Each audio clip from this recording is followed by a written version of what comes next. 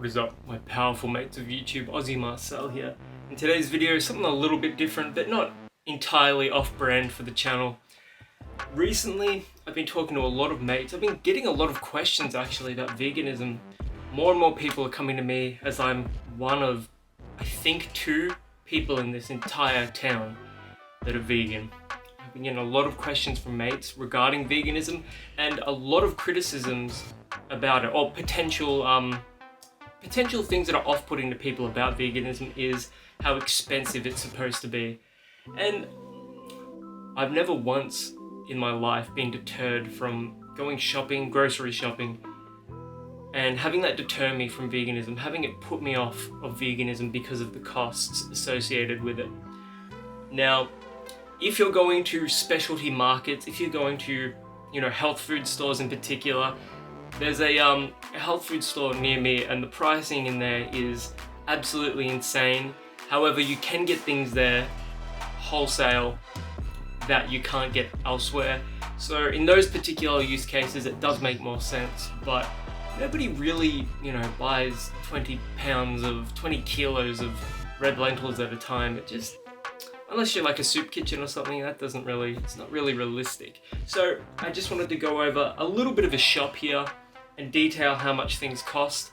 And I've got a couple of alternatives that I would add into my particular shop that you don't necessarily have to add. It's just sort of nice to haves rather than more luxury sort of items rather than essentials, so to speak.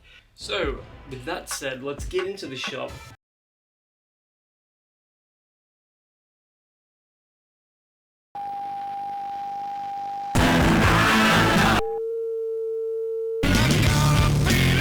Die Verbrennung der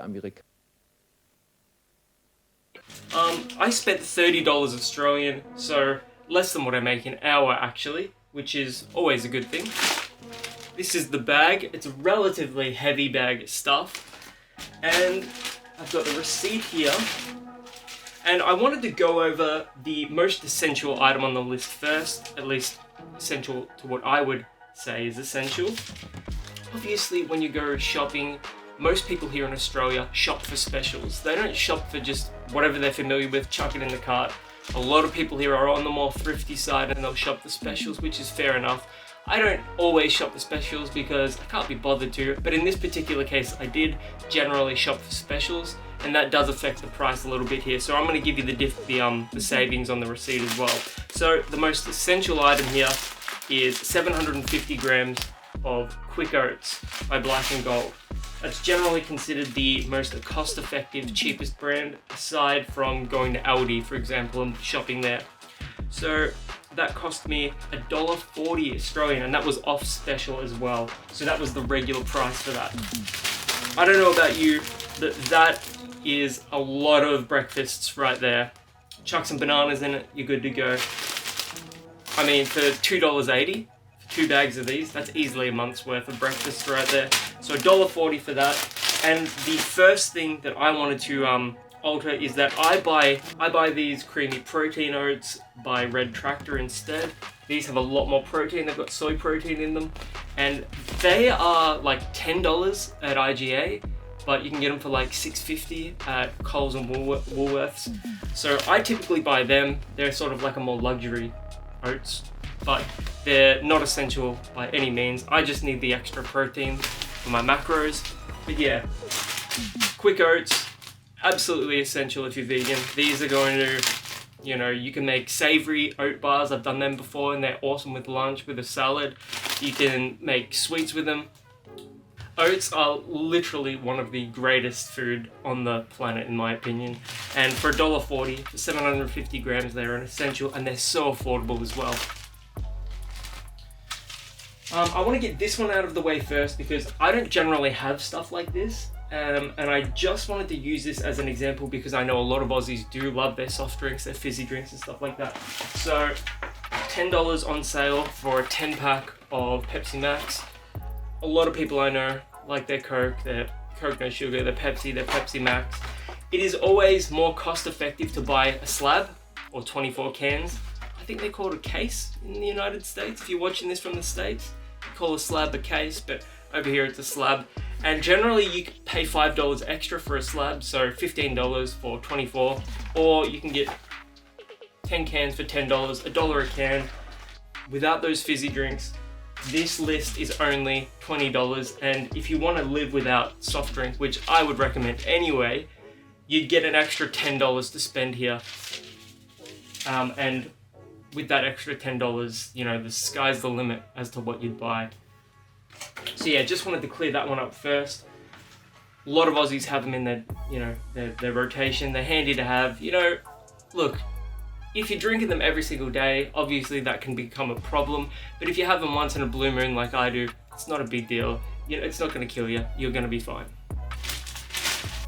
Mates, just a quick little interjection here. Some of you may be going, where's the Beyond Burgers? Where's the Beyond Meat? Where's the Impossible Meat? All of those vegan, fake meat alternatives.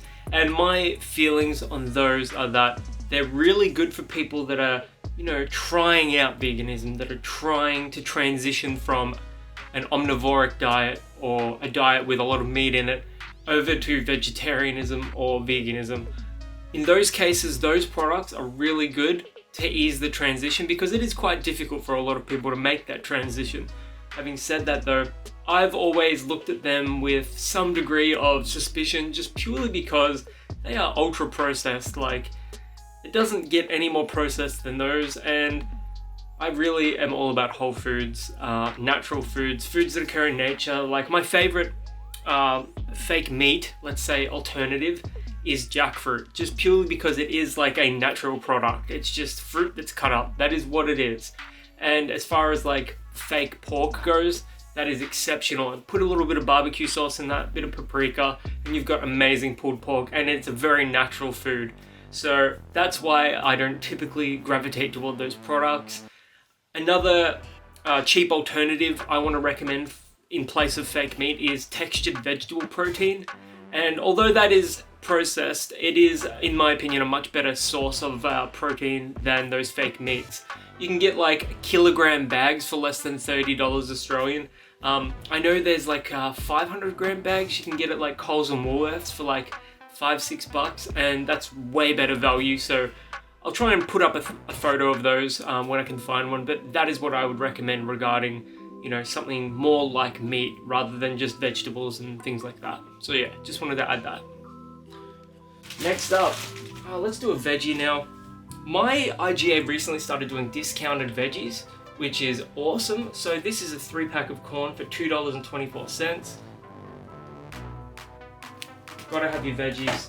Corn is such a great vegetable to add to your meals. So for example, if you're doing those savory oat bars that I was telling you about with the oats, you can have corn cob on the side, or you can add corn kernels to the oat bar itself.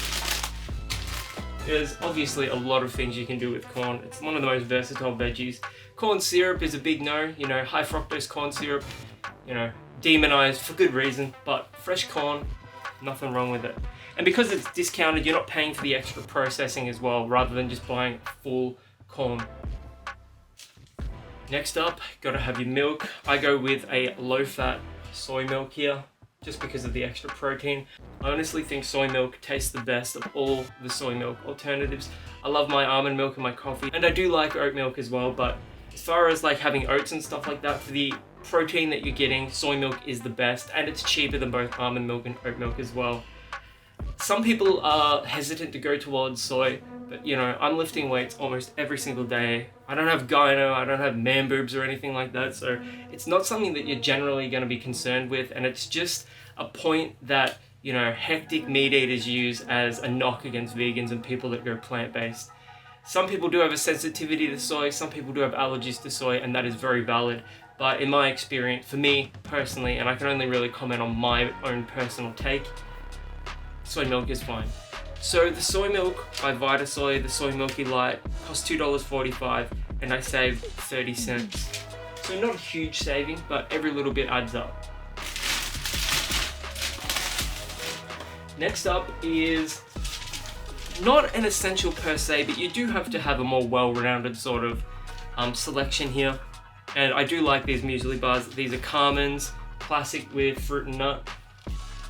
I love to have these with lunch. They add a little bit more nutrition, fiber as well, protein because of the oats. And these are suitable for vegans as well. You check right there. Carmen's, a lot of their stuff is vegan, and they also have a goji berry and cranberry superfood bar that is also vegan, and that is just as good as well. And these cost $4.80, and they were on sale, so I saved $2. So quite a big saving there. If you're really trying to pinch pennies, you can make your own oat bars, like I said before, but to just have on the go, if you don't have the time to necessarily make your own, you know, savory or sweet oat bars, can't go wrong with Carmen's. That's probably the first item on the list that you could actually go without, you know what I'm saying? Next up, 2 onions. And these cost me $1.44 at $3.69 a kilo. I don't need a kilo of onions right now, so I didn't buy a kilo of onions, but onions never go to waste. As far as savory cooking goes, these are essential. Do we even really need to talk about the benefits of onions, the health benefits? Do we need to go that deep into it? Next, sweet potato. 1 sweet potato, and this cost $2.25. So, the thing about sweet potatoes is they are probably better nutritionally than your classic standard potato, you know, your red skin potato. You can get the potatoes with the dirt still on them, and they're a little cheaper again. But, you know, I love my potatoes, I love sweet potatoes, and they are an essential. As far as savory food goes, savory cooking, sweet potatoes, I've sort of pieced together almost like a little, almost like a lentil dal here. So next up, we've got 500 grams of red lentils, exceptional when it comes to protein.